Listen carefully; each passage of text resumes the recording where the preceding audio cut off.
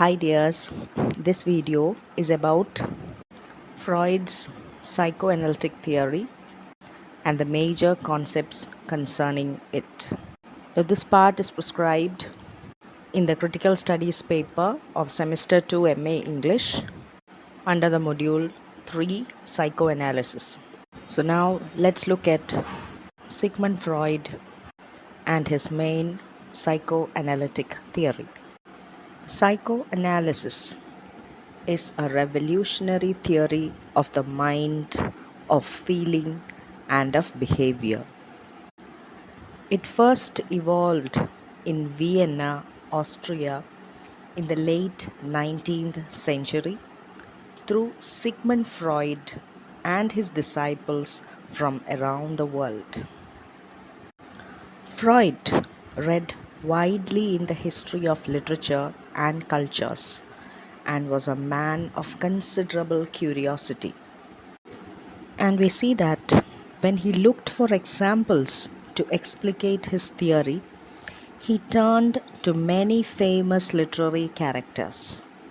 So, psychoanalytic theory from its beginning is already literary.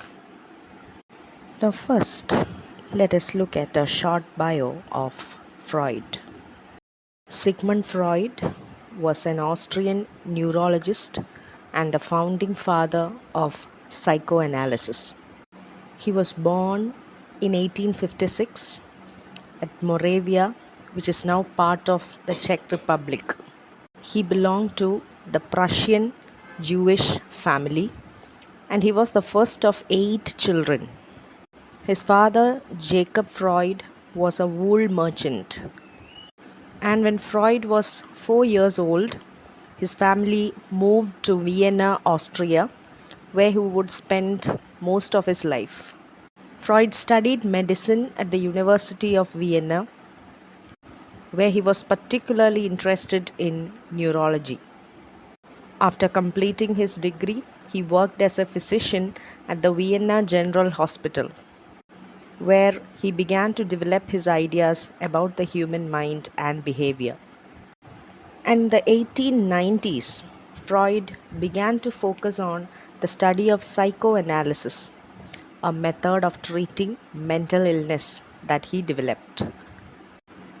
He believed that mental illness was caused by unconscious conflicts and repressed emotions. And psychoanalysis was a method of cure that would help patients to uncover their hidden thoughts and feelings. And we see that Freud worked in Vienna until 1938, when the city was annexed by Nazi Germany. And prior to this, he had faced increasing persecution as a Jew. His books were burnt by the Nazis, and his colleagues and patients were arrested or forced to flee the country. Freud was heavily influenced by 2 men in his early career, Joseph Breuer and Jean Charcot. Breuer was a physician who used hypnosis to treat mental illness, and he worked with a patient named Anna O, who had a condition that would later be called hysteria. Breuer and Anna O developed a close relationship, and she would eventually tell him her innermost thoughts and feelings. This inspired Freud to develop his own theories about the unconscious mind and the importance of childhood experiences. Charcot was a French physician who specialized in the study of nervous diseases.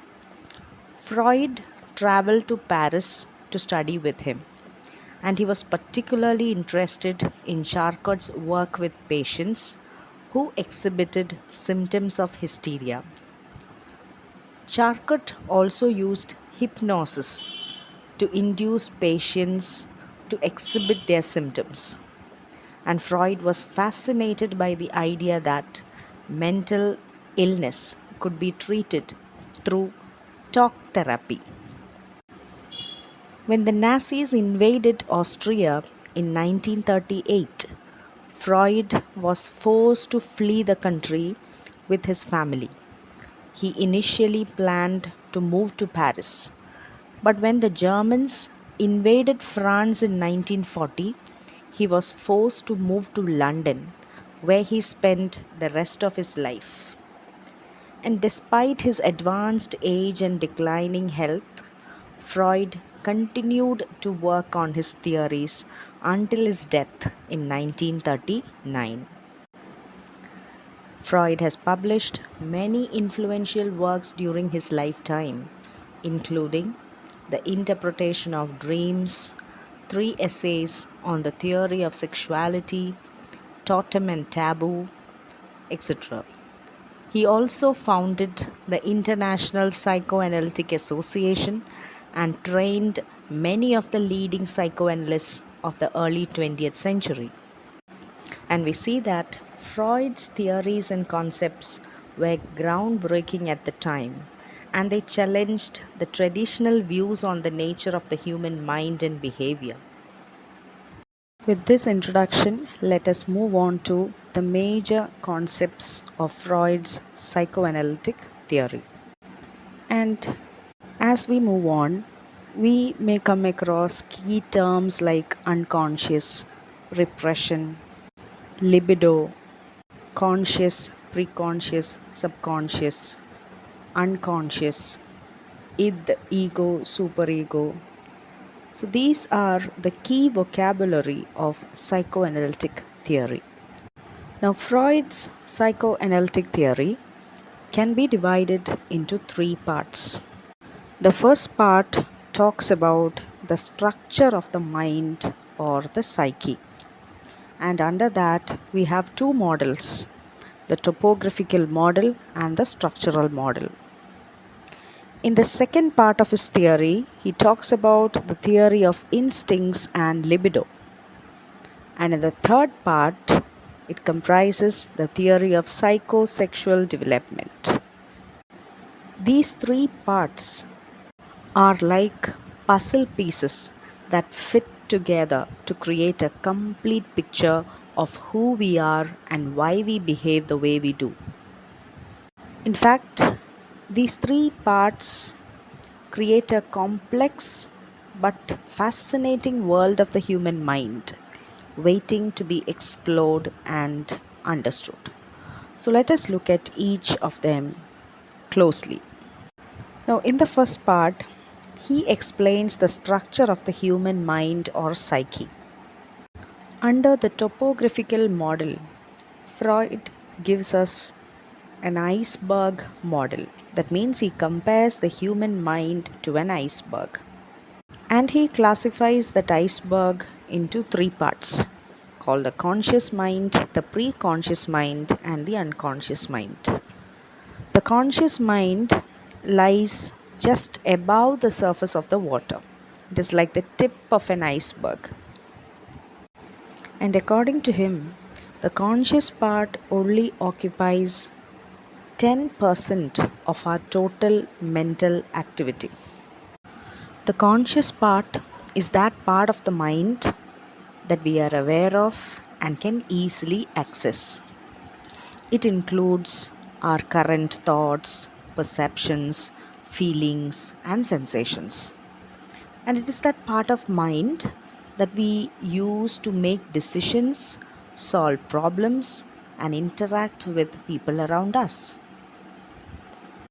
For example, if we are hungry, we might feel the physical sensation of an empty stomach and have the conscious thought of wanting to eat something.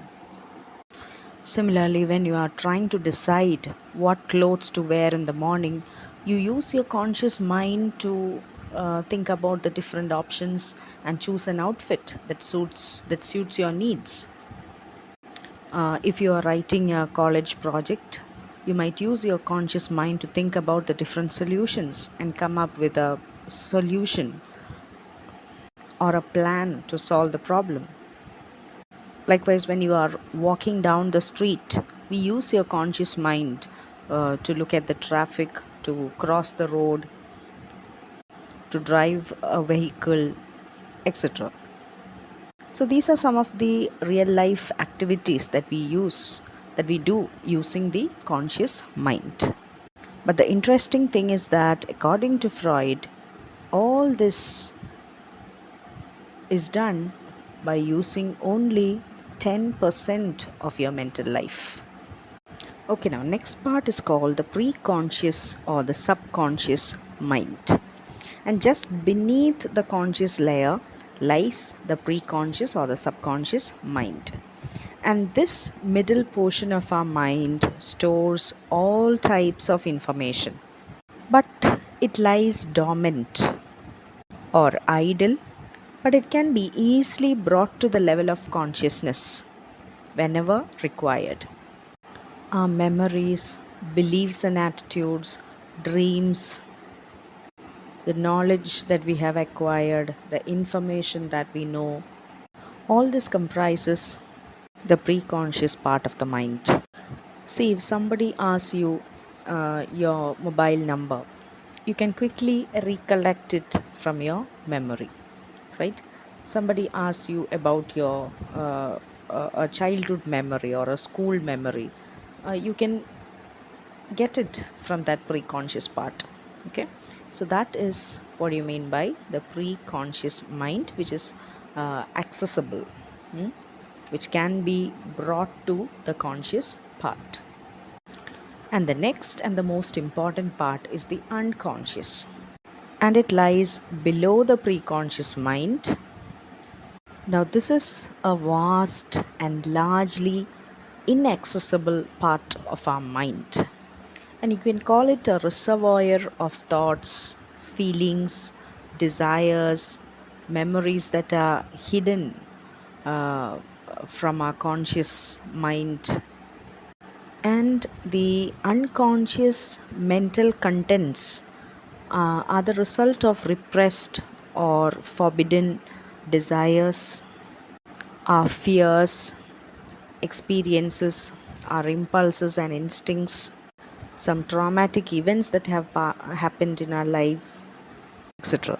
And Freud also said that this unconscious mind plays a crucial role in shaping our behavior and personality. Another interesting thing is that all these repressed or forbidden desires, all of them do not lie permanently in the unconscious. Okay, but what happens? These repressed desires sometimes bubble up to the surface in the form of dreams, nightmares, etc.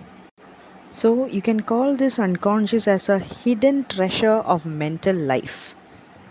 And Freud himself has asserted that what we do and how we behave is always determined by the forces residing in our unconscious and not by the choices of our conscious. So, altogether, we can say that this unconscious mind is a very complex and mysterious part of our mind that influences our behavior, our thoughts, our emotions in a way that is not fully understood. Okay, so this is the topographical model and its classification into conscious, preconscious, or subconscious, and the unconscious parts. Next, we move on to the second model called the structural model. And according to that, we also have three psychic apparatus that interact with each other to form the human behavior. So this is called the structural model. And according to that, we have three parts: id, ego, and superego. The structural model can also be analyzed using the structure of the iceberg. And according to this, the id is represented as the bottom and the largest portion of the iceberg. It is submerged below the surface of the water and therefore hidden from view. And you see this word id. It is a Latin word for it, it. And according to Freud, id is the most primitive part of the personality. It is the only component that is present from birth. Okay, so id is the only component that is present in an individual right from birth. The other two components, ego and superego, develops later. And Freud says that the id operates on the unconscious level. That means its motivations and impulses are not consciously accessible to us. Okay, instead, it affects our behavior or our response to things. And this part called id, it is a very unorganized part of the personality structure because it contains humans' basic instinctual drives. And it is a source of our bodily needs, our desires, impulses, particularly our sexual and aggressive drives. And it is characterized by a lack of moral judgment or social constraints, leading to behavior that can be very impulsive, irrational, and even destructive. Because id only thinks about pleasure. It is not conscious about the reality, it is not conscious about the surroundings, it is not conscious about what is right and wrong, but it works only based on the pleasure principle. And this id has no idea of time, reality, social restrictions, and it always wants to get pleasure and immediate satisfaction. For example, take the case of a newborn. The child cries whenever it feels hungry or uncomfortable without regard for the time of the day or the inconvenience of its parents. Okay? Because the child's behavior is driven by that basic instinct to satisfy their physical needs. The child may continue to cry and fuss until their needs are met, and it doesn't regard any other factors or any other social norms. Similarly, you take the case of a toddler. A toddler is drawn to bright and colorful objects, moving objects, sometimes to insects, sometimes to animals. It wants to touch and explore everything in their environment because the toddler's behavior is driven by that pleasure principle and that desire for immediate gratification. The child will not understand the consequence of its actions. Sometimes it wants to catch the fire, it wants to catch some animal's tail, it will take an insect and put it in his mouth because the child does not understand the consequences of their actions and may engage in risky or dangerous actions simply because they are driven by their id. Okay, and so this id can roughly correspond to the popular conception of the beast in man because inside every human mind you have this thing called id, which is irrational, which only wants to satisfy its pleasure irrespective of anything else. So if you strongly desire something, even if you want to attack the other person or if you want to cause any harm to the other person, your mind just doesn't care, it just want to satisfy its pleasure. So that irrational part of your mind which is present in each and every one of us, it is called id, which is described as the most basic biological impulse or desire. See, for example, your hunger, your need to drink, your need to excrete, your need to avoid pain, your need for sexual pleasure, all this is part of id. In the next part of Freud's iceberg model, we have the ego, which is represented as the smaller part of the iceberg, but it is visible above the waterline, but still submerged below the surface. It is because the ego operates both on the conscious and unconscious levels. Now, what is ego? Ego is considered the rational, reality oriented part of the mind. Freud calls it the self or the I or the conscious intelligence. That is what you mean by ego. And ego acts according to the reality principle. That means it seeks to please the id, but in a realistic way. So it wants to balance the needs of the id, and for that it works to find realistic ways to satisfy the desires of the id. It takes into account the reality. It takes into account the limitations of the environment.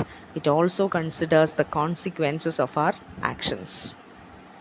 So, during the development of this ego, the child learns that all their desires cannot be satisfied immediately. For example, if you are hungry, it will not be elevated until someone provides food. So you have to wait for it.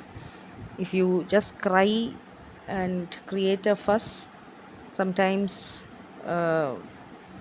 you have to look at the environment, you have to look at the reality, you have to wait for some time. All these things develop in your, all these understanding about the surrounding, about the reality, develop in the child's mind. Similarly, if you have to go to toilet, he has to control until the bathroom is reached. Okay, and there are a lot of functions that the ego does. For example, it helps us to judge what is right and what is wrong, whereas the id suddenly doesn't judge things, it just goes after pleasure.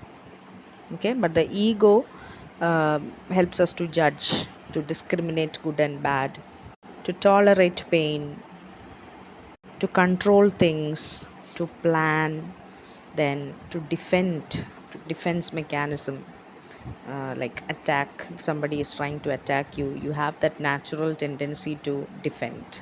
Okay, that comes from ego. Then how you take up information. If somebody tells you something, you think in your mind if it is right or wrong. You may not yield to it easily. You just think, you just use your mind to think about it and come to a conclusion. So that is also ego.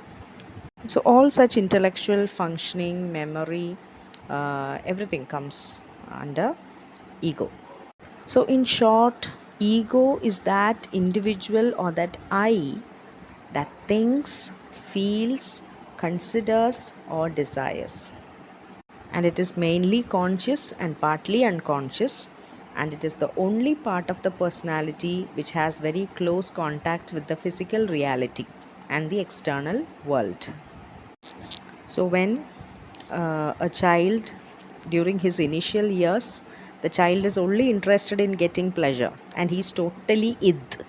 But as he grows up, his personality splits into ego and id. Okay. Now, the third part of the personality is the superego. It has a German origin which means over I or above I. Okay. The superego is often seen as the opposite of id. Okay. It represents morality. It serves as a kind of internal moral compass. It guides our thoughts, feelings, behaviors towards what is considered right and good by society. It is something which provides a sense of order and stability. Okay, likewise, when we deviate from its standards, we feel guilt, we feel shame, we feel self doubt, etc. So, it is that moral principle, or you call it the inner voice according to some religious texts, or you call the conscience, etc. And this superego is also partly conscious and partly unconscious, because we see the do's and don'ts of the society are represented by the superego. It represents that ethical and judicial branch of a man's personality, and it always strives for total perfection. Moreover, the superego represents parents, parental instructions, social restrictions, moral and ethical values. It is like a vehicle of tradition or lifelong morals and values which has been handed over from generation to generation. And you see, a small child has no superego, as he is not aware of the ethics, norms, principles, moral values, etc. But when he comes into contact with the world, with the society, through interaction, he understands, he internalizes all the restrictions of the society through his parents, teachers, through his immediate relatives, friends, etc. So we try to fit into that society and act in socially acceptable ways. And generally, this superego develops in the child at the age of around 5 in response to parental punishments and rewards. Children slowly understand that they should not steal. For example, their superego guides them. Similarly, a child may feel a sense of obligation to help others, to be kind to others, or a child may be motivated to do well in school because they want to meet the expectations of their parents or teachers. A child may feel guilty or ashamed if they disobey their parents or teachers or break a rule, even if no one tells them about it. So, this is the superego telling them that they have done something wrong. Okay.